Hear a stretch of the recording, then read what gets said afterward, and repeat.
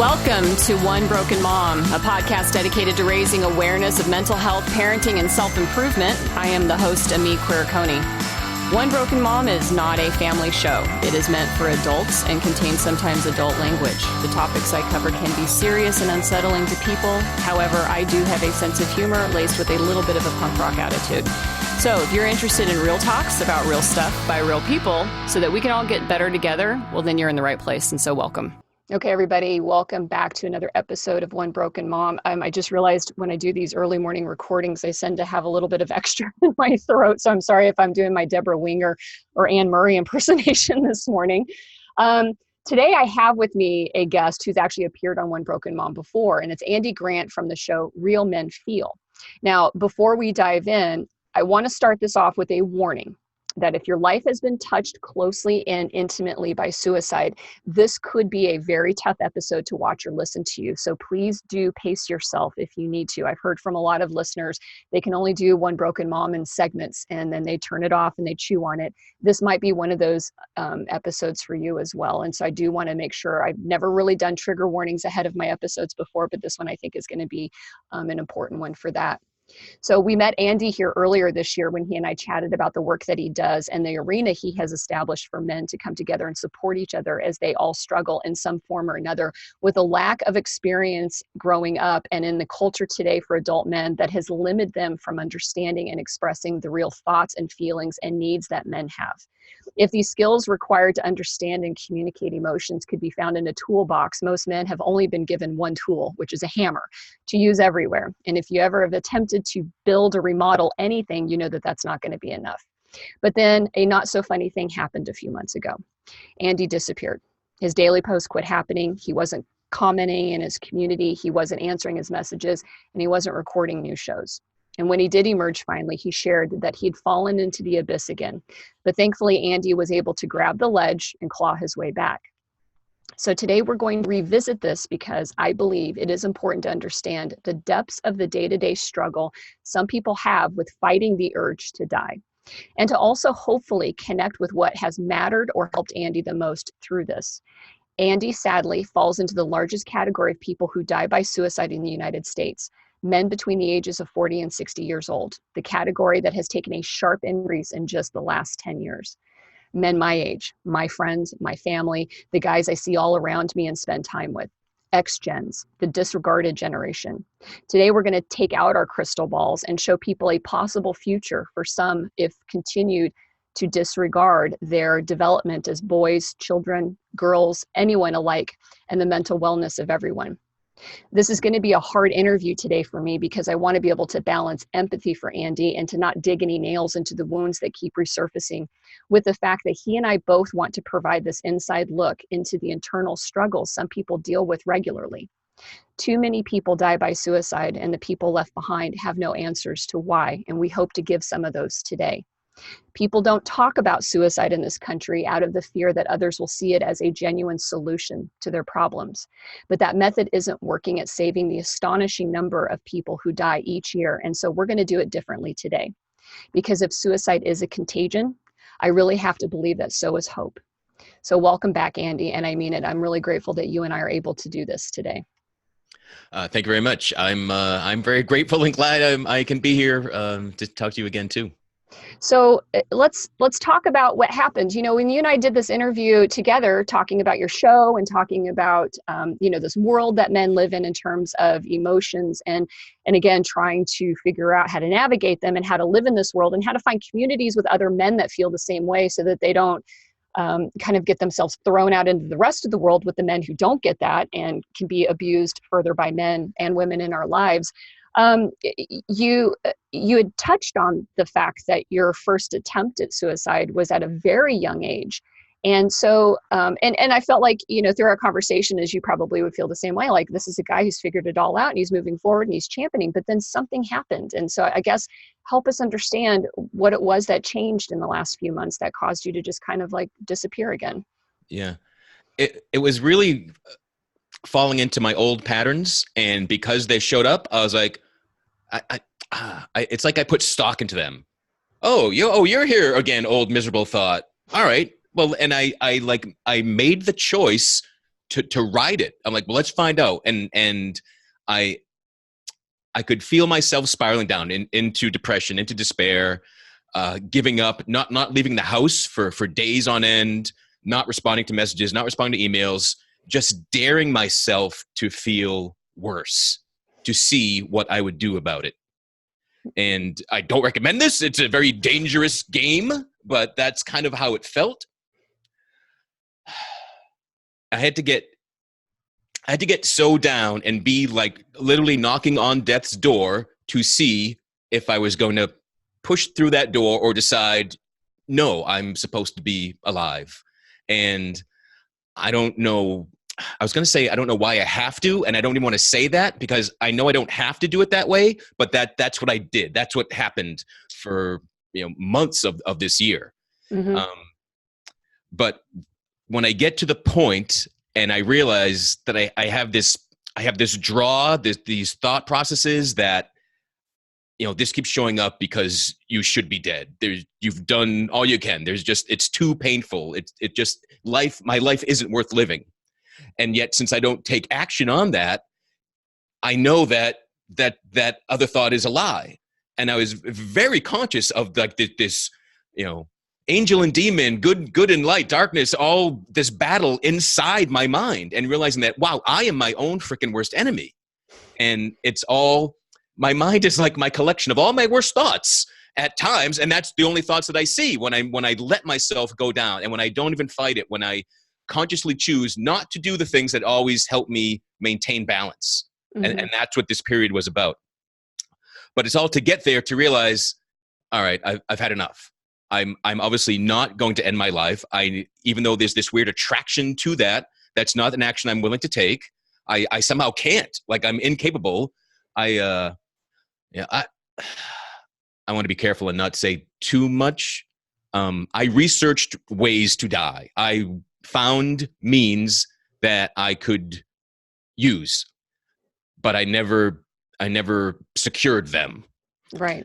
And doing that, again, I go all the way down this road to discover I'm not going to take that last step so that I can come back out.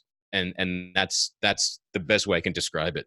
So was there anything that triggered it, or did these thoughts just start to come in and creep back in, and then they felt, grossly warm and familiar and comforting? I mean, because that's how it sounds like you described it. But I'm curious if there was a particular thing that started this that you can like look back on, or if it was the sum of many small things that started to come together.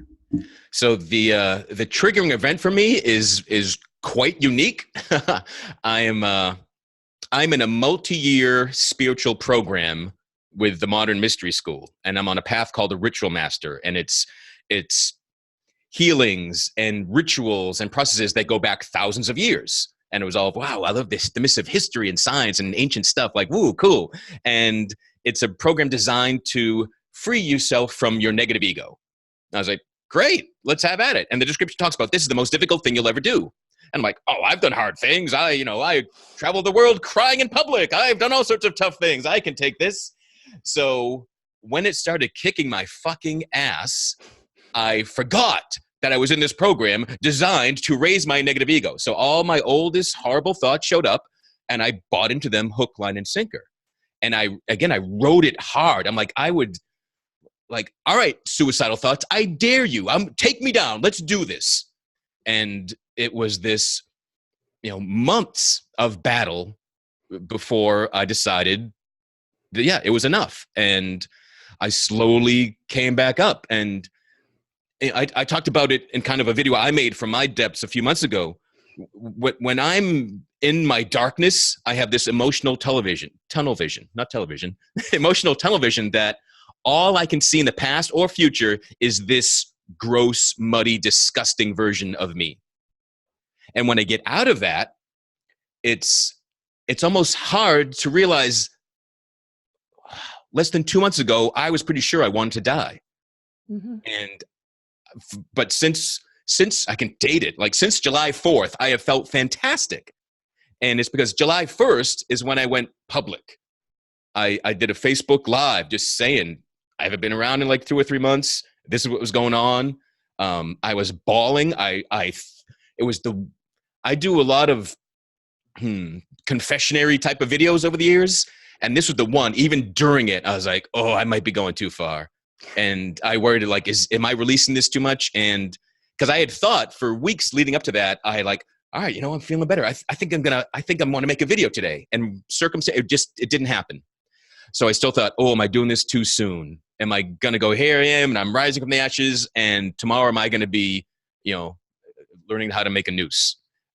That's how still, like, unstable it still felt. But the response from people is what rocked my world and reminded me and reiterated that all of us have this tremendous impact of network and touching lives that we aren't aware of. And fortunately or unfortunately, the way I kind of present myself as openly and authentically as I possibly can, which was a conscious decision made years ago because I realized it helps me.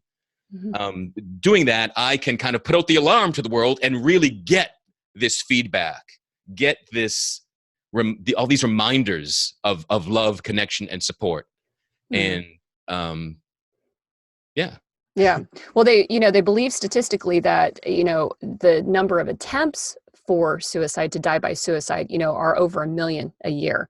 While we don't want to call it a success rate. It's not a success rate, but those who do die by suicide is around 40 to 44,000 a year. So there is this larger number of people that I guess you just want to believe have that switch inside that is, don't do it.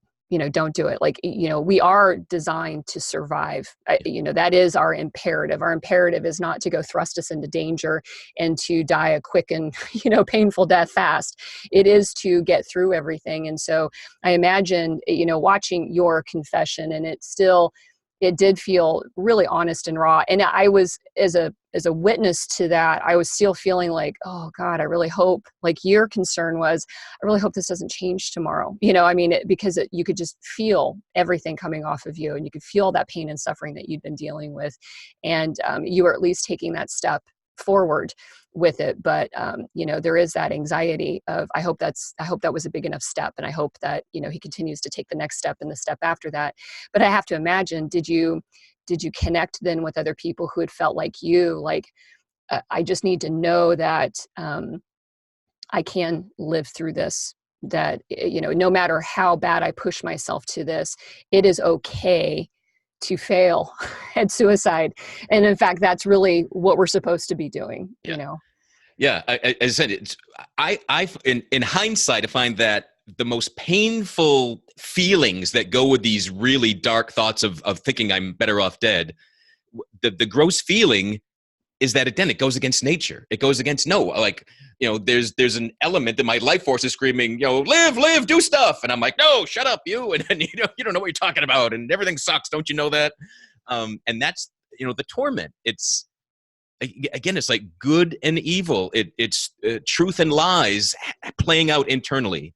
And until I stop just, mentally chasing my own tail with that, and I'm willing, I exhale and tell, in my case, the world, here's what's been going on, there's a relief with that.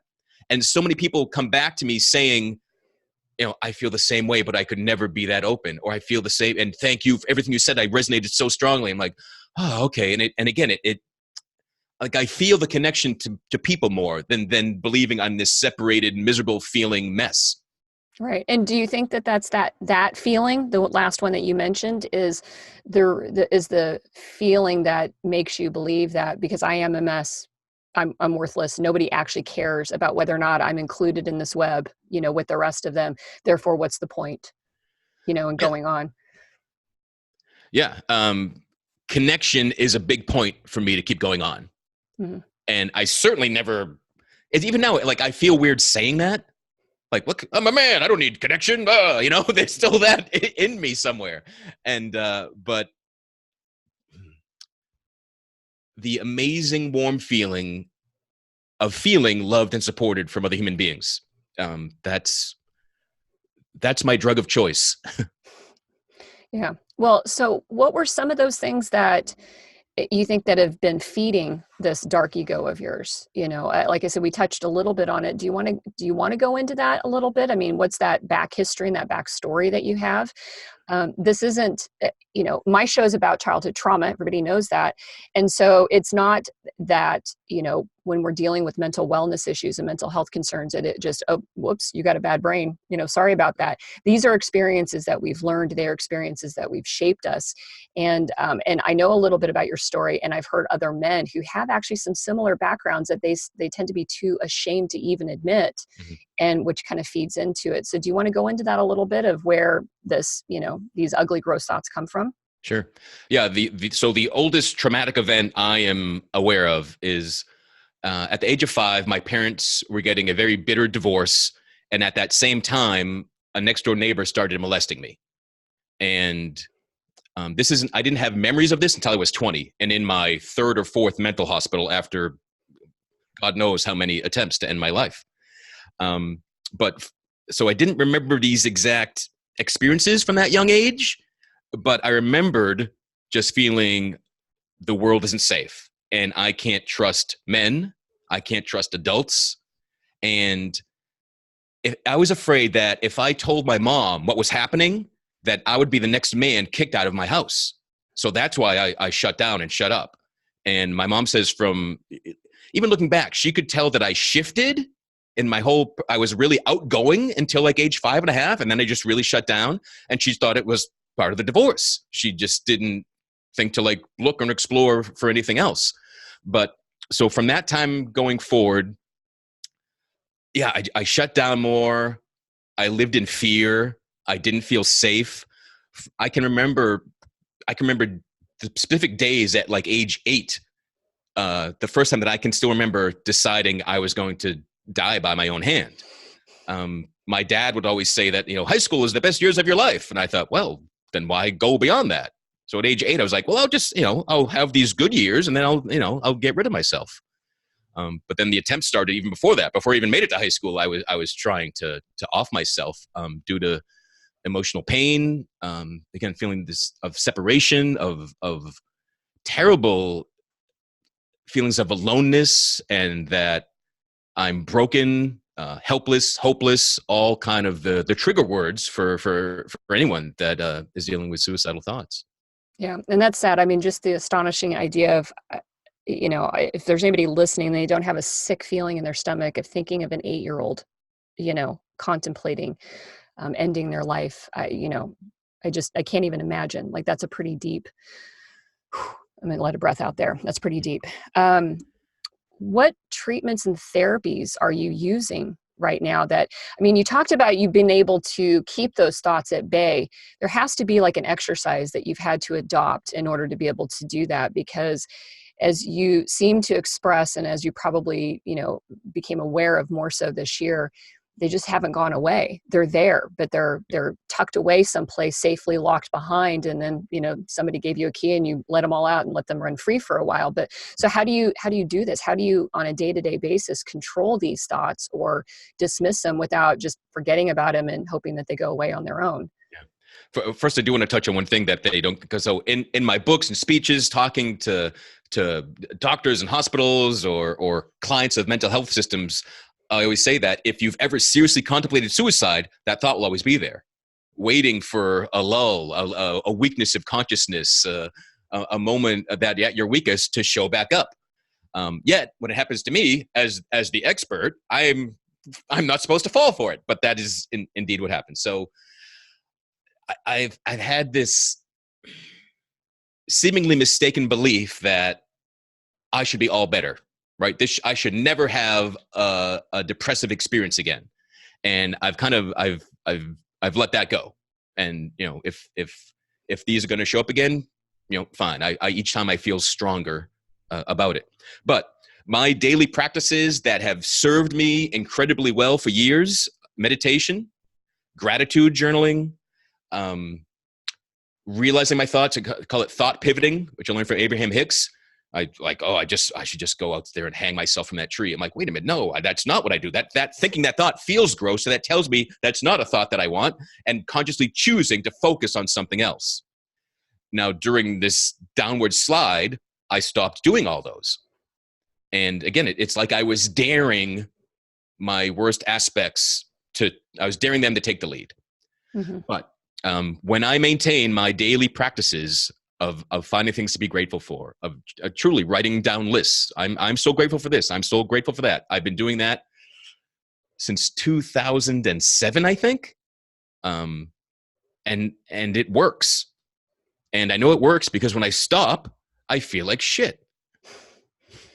And the other thing, I have been through, so I've been committed to multiple mental hospitals in my teens and early 20s. I've been on more meds than I can recall. I've talked to all sorts of different counselors and done alternative therapies, and all of that not working is what got me into energy work.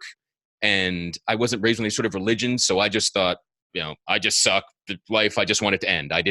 It wasn't, I hope I go to heaven or hell or something after. I wanted my life to stop and just darkness. I'm not interested in anything more. So as I've grown and become more spiritual, I do believe there is more.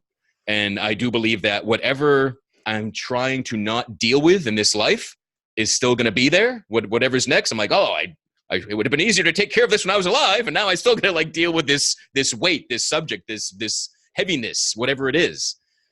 So all of that helps me go on until I choose not to keep that at the top of my mind and use it to alter my mindset.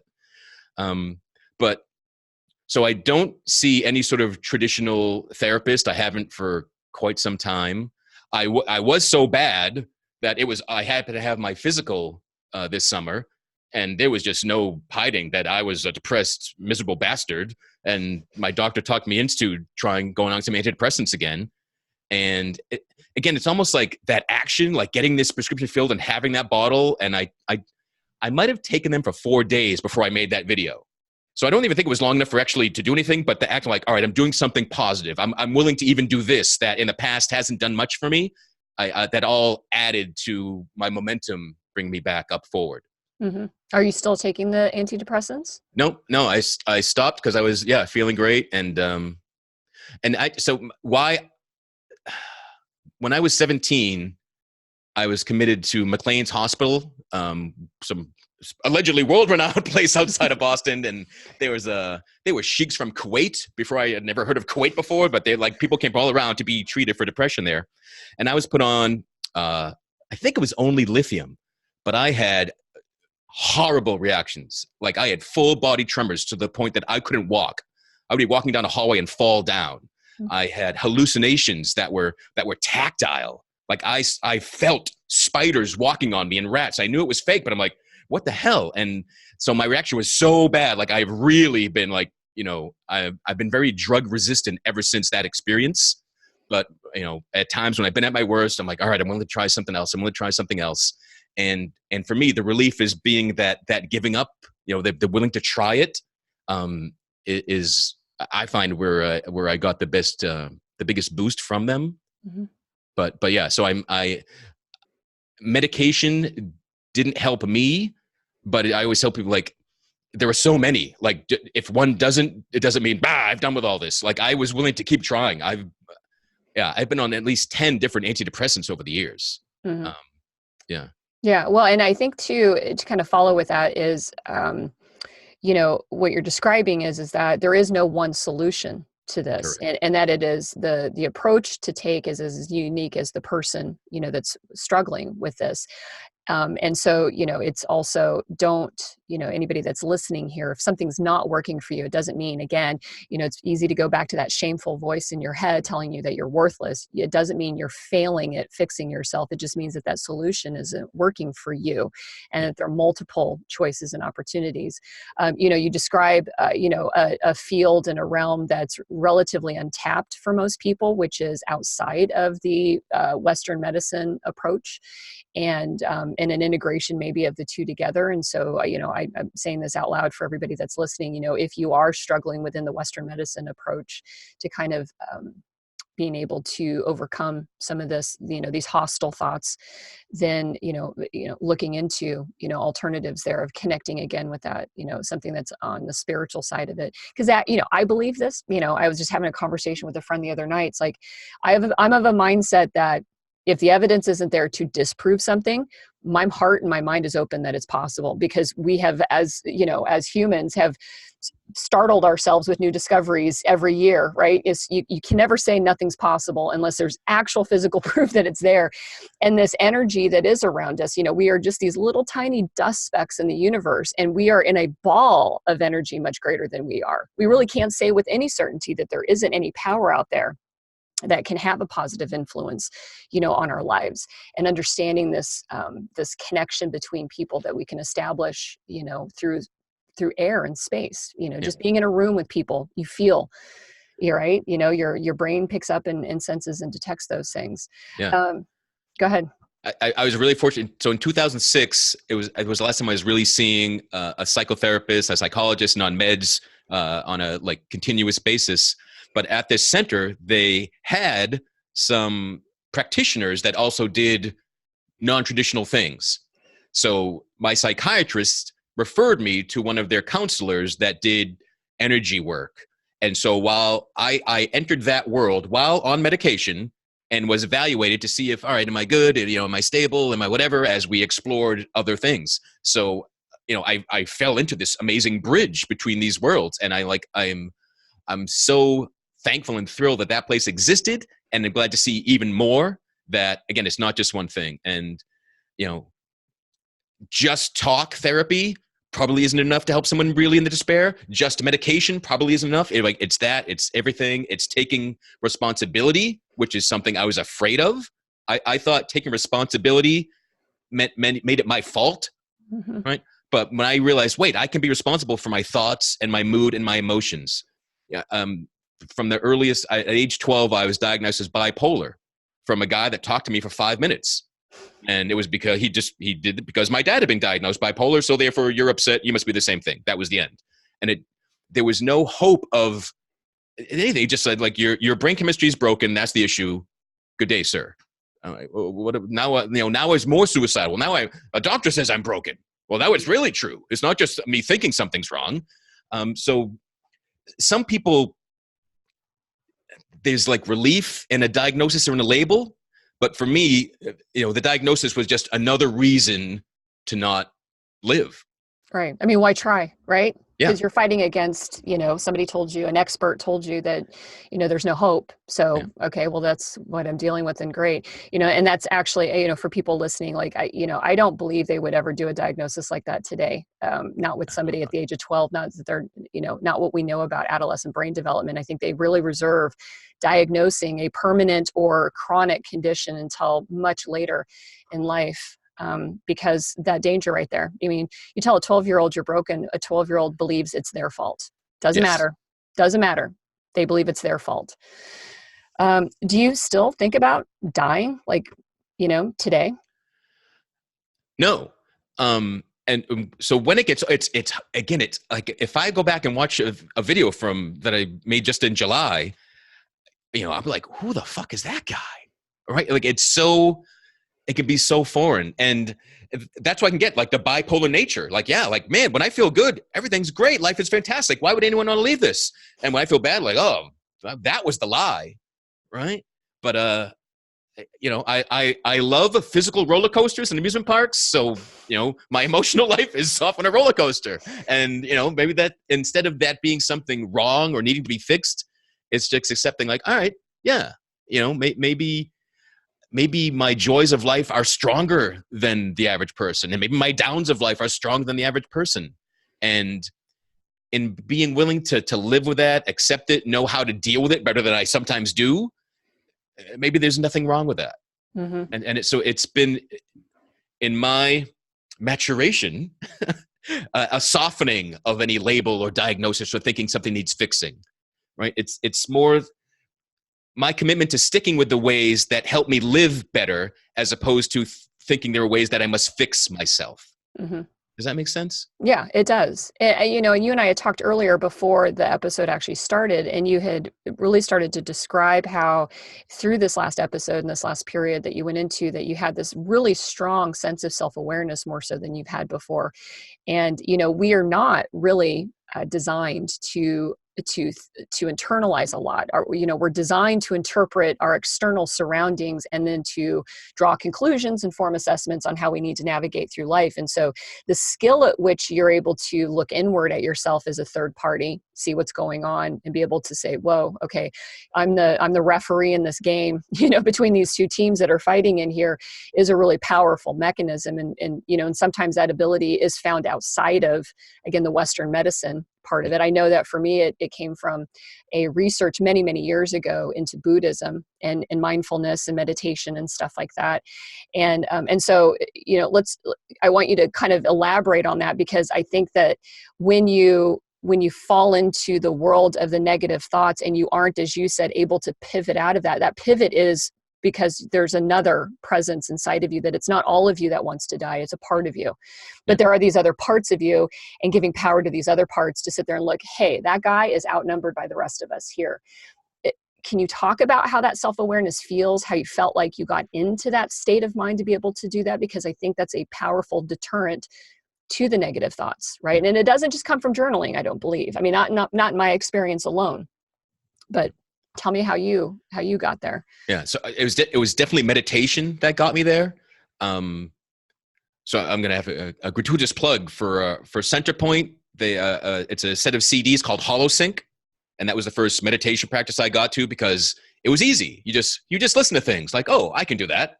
And I did that for 2 hours a day for many years, beginning, I think, in 2007.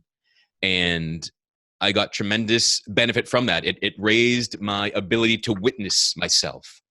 And first I was aware of being triggered. Then I'd be like, hey, that used to trigger me. Like, that's weird. Why am I not upset now? And so that's what meditation did for me. It kind of slowed down my initial negative reaction to too many things in my life. And over the many years of meditating and increasing my own spiritual practice and being open to trying new things and exploring and going within and without, and I was really aware of this internal civil war, that all of me didn't want to die, yet all of me didn't want to live either. And I realized that just because it's my thought doesn't necessarily mean it's mine. Just because I'm thinking it doesn't mean it's my thought. And just because it's in my head doesn't mean it's good for me. So I've found that when focused on thinking, I was better off dead. When focused on researching, how can I die? What can I do? What action can I take to destroy myself? That felt horrible, because it was the torment of that, yet knowing I'm gonna be alive. Like, I'm meant to get through this. I'm not meant to die right now. But there were times like I was on my knees praying to die. Like, I was trying to use my spiritual aspect to wish myself just like end it. Like, there's nothing for me to do here. Come on, let's get over this. I have a video on YouTube. It's one of the first ones I did. It's called The Best Way to Die. And it's really short. And I just say I've done a lot of research, and the best way to die is old age. The end. And because I did that, because I used to search, what's the best way to die? And I kept getting, during my time of separation, of withdrawal, I would still get notifications of comments there. And it'd be like, thank you. I'm like, oh, fuck you.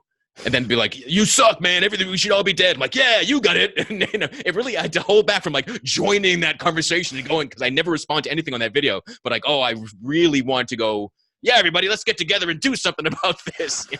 But yet when a positive message came in, I was like, oh, don't you dare try to make me feel good. Mm-hmm. Right.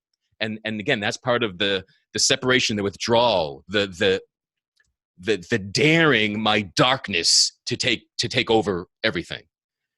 Is there any, and I'm sorry to interrupt here, because as I'm listening here, is there anything anybody was doing outside of this? I mean, it sounds like you're describing this is all an internal game. Like, the factors on the outside, are almost impenetrable, right? When you're in this state. Yeah. You cannot help anybody that does not want to be helped.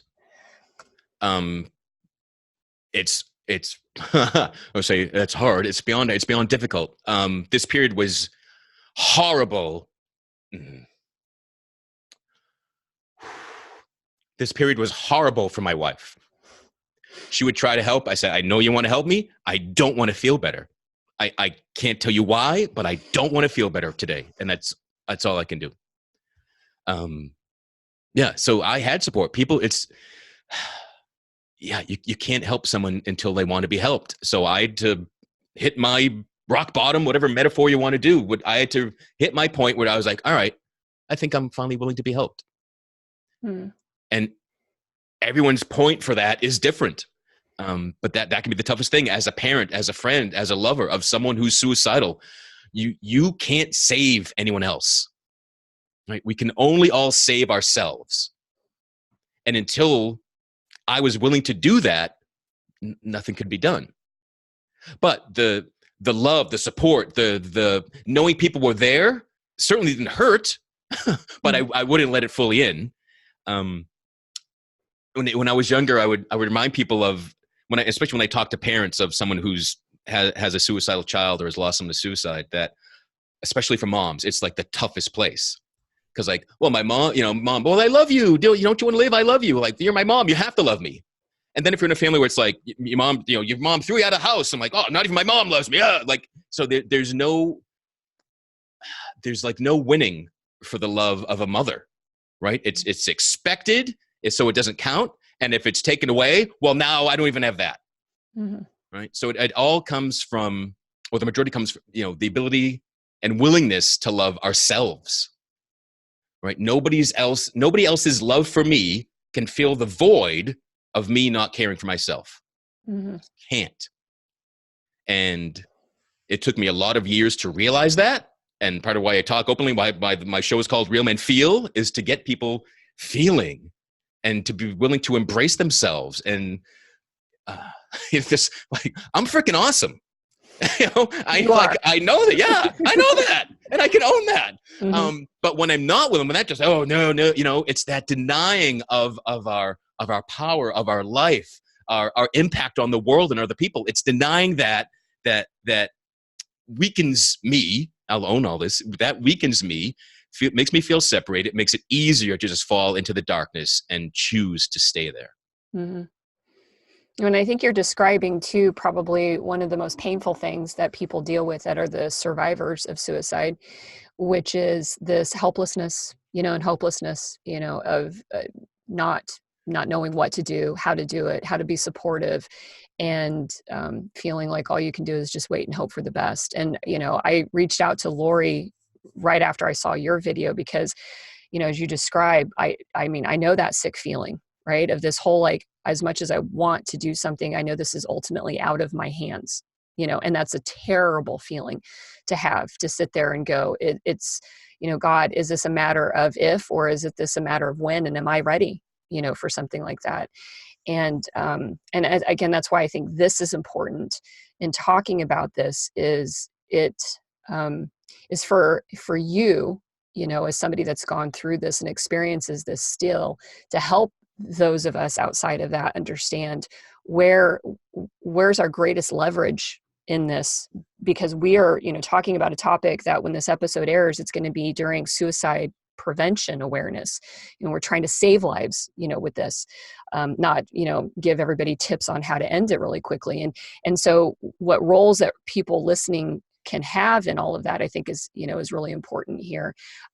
It made me wonder though, if your advocacy as a person who struggles with this doesn't actually have more influence towards somebody else who's also struggling than maybe that person's loved ones around them. What do you think? I mean, you put yourself out there, you exposed, all of these terrible, sad feelings that you were having, and you got responses back from people. What were some of those responses that people came to you with? Were they like you? Yeah, people told me they felt the exact same way. It was weird. It was like comforting and frightening at the same time, but yeah, more. Yeah. I can quickly think of a dozen people that said, I resonated with everything you said. I had people call me and confess, that's not the best word, own that they had made prior attempts on their own lives and they had never shared that with anybody. Wow. So my willingness to share, all energy is contagious. Mm-hmm. And, like when people complain about Facebook, it's all negative. I'm like, man, I don't see that. Mostly because when I'm negative, miserable, I withdraw. I don't go there and share the misery, but sharing authenticity, a zest for life, that can all transfer to everybody as well too. And having people confess and trust me to hold their secrets, I hope like the cork is out and they can tell other people that matter to them the same thing. Yeah. And one thing to stress for family members, for people dealing with someone going through this, talking about it never hurts, right? Someone saying suicide or asking if I'm suicidal does not make me take any action around that, right? So I know with my wife, I know with my mom, I know with my friends that they've seen me go down and come off this path for far too long. I know I can say like, I'm that bad. And they know what I'm talking about. And they're like, whatever I can do, just let me know. And, at times it's like, there's nothing you can do, but I need you to know. And knowing that I can tell someone my scariest thoughts and they don't leave. They don't turn away. They don't judge. They don't have to say anything. There's no like, well, you should try this. Like, just stay there. Just hear my horror and just stay.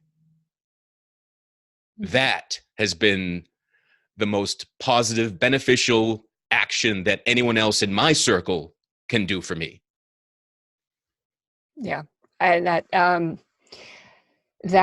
it's resonating. I'm going to take a breath here for that because, unfortunately, if we take a look at also how we are all individually equipped to be able to do that, that is one of our deficiencies, I think, in society, is that we don't know how to hold something as gruesome is that for another person. Many of us, especially if we've dealt with traumas in our lives or we've dealt with, instabilities and adversities in whatever shape or form that they are, that's one of the things that it's imperative to learn, is because we are usually on a day-to-day responding to our inability to handle someone else's discomfort. We're trying to change it. We're trying to manage it. We're trying to, shelve it, push it away, do whatever it is. And so, for you to say that is that being one of the most powerful things, it's, for people to take away from this, it's like, that's all we really need, right? All of us in some capacity is that witness of who we are and to see us and hold us at that worst. And I can imagine that our default setting is you show me your terrible feelings and I just want to fix it right now, right? And the attempt to try to fix it is a miscommunication back to not allowing this person to feel it, but also this indirect messaging of shame. Well, there's something wrong there. We need to get rid of it, like right now. And I think that, like I said, that's not easy for everybody to do. That's a very hard skill to be able to do. Frightening, in fact, to sit there and listen and look at somebody in the eye as they're telling you, hey, so today I decided that I wanted to lay out all of my documents on my table and go out in my garage and shoot myself in the head. That's how I felt today. And I've had that spoken to me and I'm just like, the fuck do I do with that information? Right. Don't stop, quit, but it's me going, I'm terrified now. And that's not what that person was trying to do for me. They weren't trying to scare me, Yeah. It's when, again, I want to own this. When I'm in a suicidal mindset, the ways I think I'm helping someone and kind of easing them of my transition away from life. Yeah. It's weird. There's from my perspective, here's this loving, compassionate me telling you I'm going to die in the next couple of days. So here's some stuff you can have, and it's like, what? And you can receive that with terror and be scared. There's, when someone is willing to be open about how bad they feel, again, there's a trust, there's a level of connection that, if to just stay there and like, wow, just sit there and breathe for a moment is really all that is needed. But I want to stress that even, as I said, you can't help someone that's not willing to be helped. You, as the attempted helper, can, and please do, get help and support. Mm-hmm. Laurie, my wife, used to think that telling even her friends how bad I was at any particular time was a betrayal to me. And she lived that way for years. And then she finally said that to me. And I was like, no, I'm assuming I'm the subject of all sorts of conversations that aren't happening, obviously. And so please, take care of yourself. I realize this is a freaking bizarre situation. There have been times, thankfully years and years ago, like I'd say, goodbye, honey, kiss her goodbye. And she knew that I was going out with the intention to kill myself. And again, being that open, I thought was some act of courtesy from me. I mean, that's how distorted everything is when you're looking at the world through the darkest shade a human can possibly have on. Mm-hmm. Yeah, this is I'm gonna have to take a break right here because it's like, oh my gosh. So what's next right now? I'm glad to hear a big turnaround for you. And would it be naive to think that this is never going to happen again for you? That you're never going to, best laid plans, right? But let's be honest here. I mean, that's what this is about. It's about having this honest conversation about, the depths of which some people do struggle. And I'm not encouraging you to go down that dark path again. But again, we don't talk about this enough as a culture and society. Yeah. We like to put on the I'm cured button, walk away until suddenly we find out it's not, which is what happened to you already once before. Yeah. So how do you move forward, here from this point, knowing that this is possible, that you can go this far and then have to work so hard to come back out of it again? Yeah. Your initial question was, am I naive? So yeah, based on past experience, yes, I am naive enough to believe this will never happen to me again. And it feels good to think that. Like, that's a better thought to carry right now. I cannot explain it, but I really have this strong new sense of strength, belief, something about me that I would never have to repeat what I've done again. That I would never just go, come on, horrible feelings, let's do this. Like, oh wait, I don't have to do that. So that feels different. So they may show up again, but I don't feel like I would have this extended period of months before I decide to do something positive about it. Yeah. People talk about fighting demons, right? That they're always in there and stuff. And I've heard that when people have shared stories about a loved one that's actually died by suicide, that there were demons that they could never overcome. And they kind of succumbed to that. Does that feel like a statement that, is a part of Andy Grant's life today? Yeah, that that is horribly true.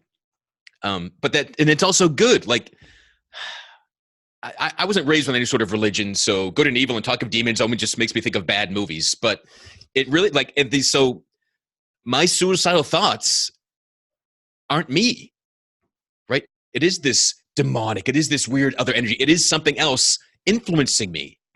So the stronger I get, and the more I can recognize it, and that this civil war, that I was really aware of this, and maybe to call it an aspect of me is wrong. I don't know, wherever that comes from, the source of bad intention in my being, to realize, wait, that's kind of over here, and I can witness and talk to it, and I can maybe just ignore it, put it at bay, or I can focus on the 3/4 of me that really wants to have a great day today.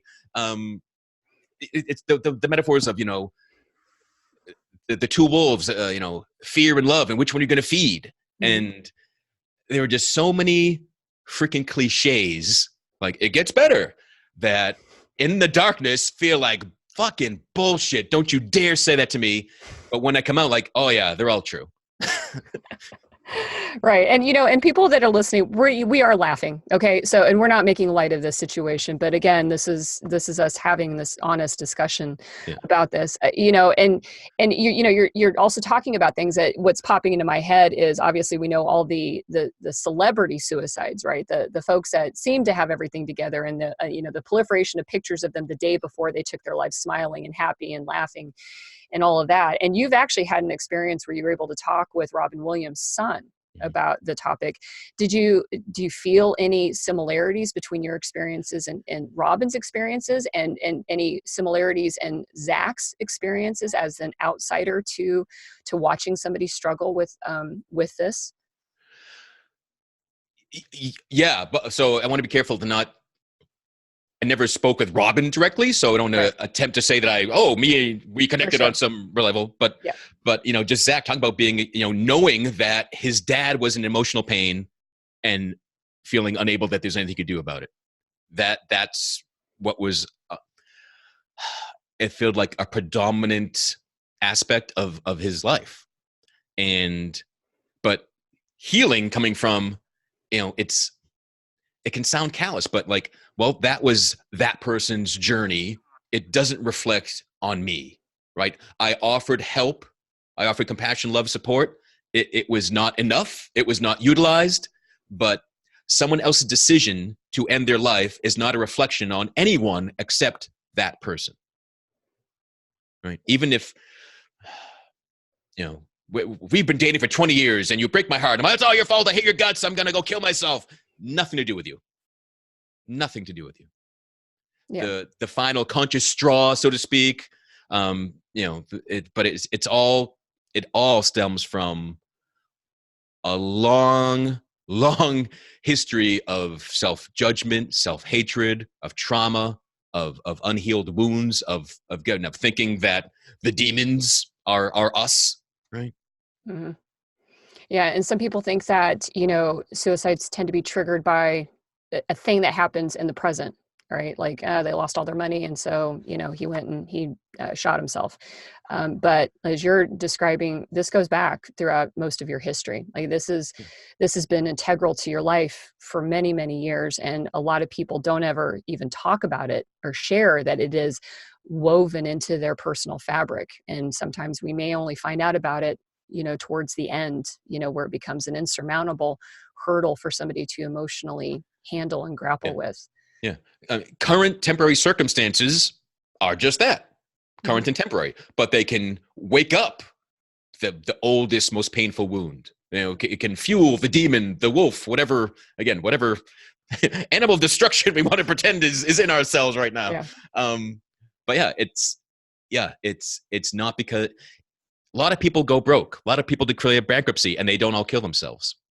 Mm-hmm. Right. So if it was a 1-for-1 correlation between any circumstance, it would just the rates you would see it statistically. Mm-hmm. Right. But what it goes back to is that no, it's people in pain, people mm-hmm. that feel hopeless and helpless. And that last kind of decision maker, that last kind of temporary proof that I am broken, I am helpless, I'm beyond hope. That can be money, relationships, it can be anything at all. I remember, I think it was Wayne Dyer telling a story of, 2 little girls and mom only had enough money to buy like 1 ice cream cone. Mm-hmm. And the girl that didn't get her own ice cream cone was just like traumatized for the rest of her life. But no one ever think to look at that incident. So it doesn't have to be, molestation, doesn't have to be, PTSD from the war. It can be,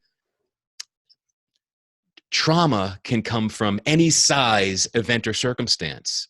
Mm-hmm. And you don't have to go digging for, something didn't happen to me bad enough to feel how bad I do.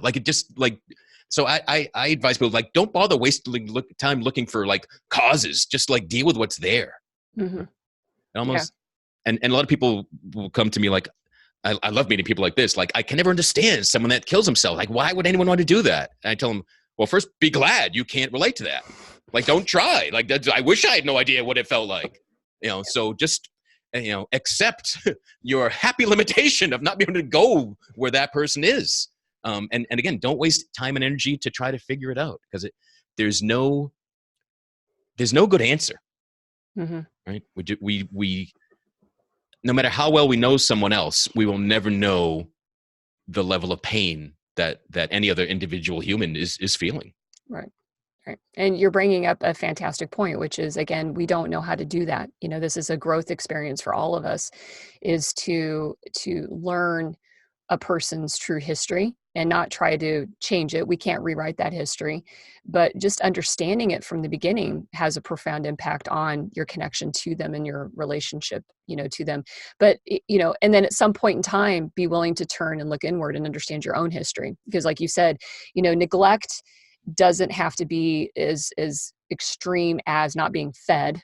It is oftentimes just subtle and insidious, just small moments over and over and over again of just being, not understood or cast aside, or, words of shame directed at you and whatever it is. And those just build up inside of us as children and become, definitely, and, again, I've tacked this many times on this show, and that's why we talk about this.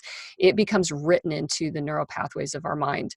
It becomes the nervous system we deal with on a day-to-day basis. And if we start to realize that and see that in other people, some people might feel less lonely in this world. If their partner is able to understand that, hey, you know what, my person over here has some anxiety in him, and it's not their fault, it's there, but it is what they are. And I want to be mindful and gentle with that and hold that, and understand that.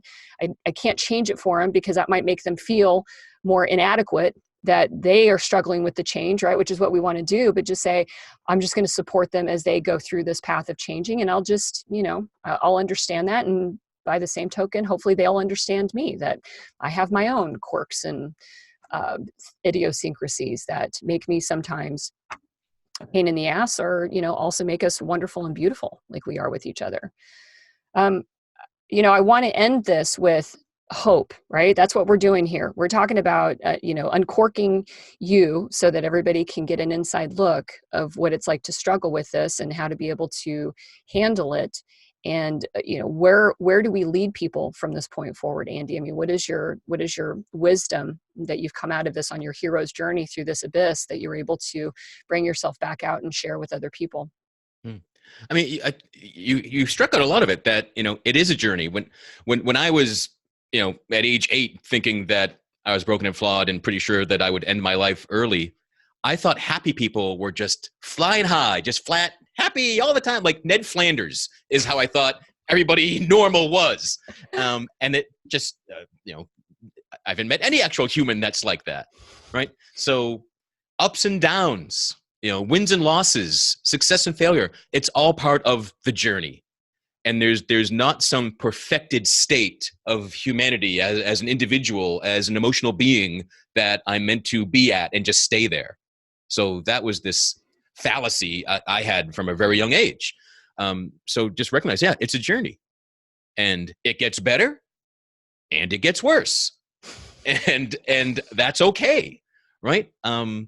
You earlier talked about, we're laughing about this a lot, and I find when I can laugh at myself, when I'm out of the darkness enough that I can laugh, and I'm going to write a book about the suicidal thoughts, because I find the more I share them, people respond, and because they're freaking stupid.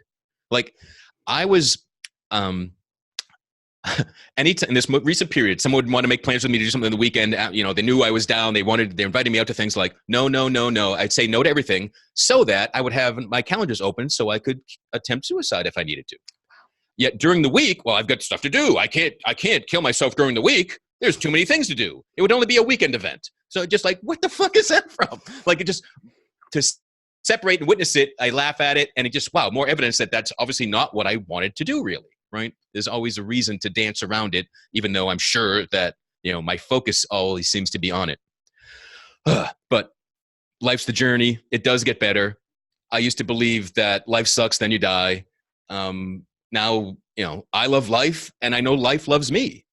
Like there is, you call it the force, call it love, call it whatever you want to call it, that humans feel with each other. We can embrace that. We can nurture that. We can feel that and enjoy that. Mm-hmm. And that's when I feel most alive. That's when I believe every human feels most alive. Separation and withdrawal is really the enemy of our good feeling. Mm-hmm. Yeah. And I think you also, you are an example here for other people that struggle with the shame around feeling that they want to die. right? I mean, that's this whole other shame. There's the, I hate myself that I don't want to live, and then there's the, and now I feel more shame because I have those feelings. Yeah. And for you to be able to come out and say, yes, for some of us, this is what our daily life is like. Do I wish that it was like this? Of course, nobody fucking wishes that they thought like this all the time, right? But there are lots of people that actually do, and they go back and forth and fight that feeling of feeling shameful for feeling suicidal and not being able to share that with everybody. And like I said, with 1 million attempts and so many more people that actually have probably this bouncing back and forth going on in here, I know this is a weird thing to say, but I kind of feel like one part of this hope is that, what, you really aren't alone, right? You're, like you said, you are connected. We are all connected together. We all do care, about everyone that's in here. And let's get past the shame of feeling like you'd rather die than live, and then find your communities of people to see that, it's a struggle and there are ways to be able to compensate for those struggles. Like you said, feed the good parts of you that are constantly saying, no, hold on a second, this shit's actually pretty amazing out here, and those become more powerful motivators and more powerful, tools in the army, soldiers in the army in this internal battle that you actually face. Does that seem fair? Does it sound like a reasonable? Yeah. Yep. No, totally agree. Okay. So Andy, what is the biggest lesson you learned through this whole experience? It's about my choice. I repeatedly made poor choices to make myself feel worse, to kind of dare the darkness to take over, to dare myself to give up. I felt like Cartman, just like, screw you guys, I'm out of here, right? I just give up, didn't want anything to do with it. But also that the power of the choice to reach out, to be willing to say, I'm really in pain and I would like that to end. And there are ways for the pain to end by embracing life, by embracing the support, the love, the community that really is available to all of us. That was the biggest thing. Awesome. Well, I said at the beginning of the show, I'm grateful that you and I get to look each other in the face and have this conversation, that you are fighting. You are a fighter, you're a survivor, and you're thriving. And I mean that. So thank you so much for not only having this honest dialogue and conversation with me today, but for being here and for still making those good choices, Andy.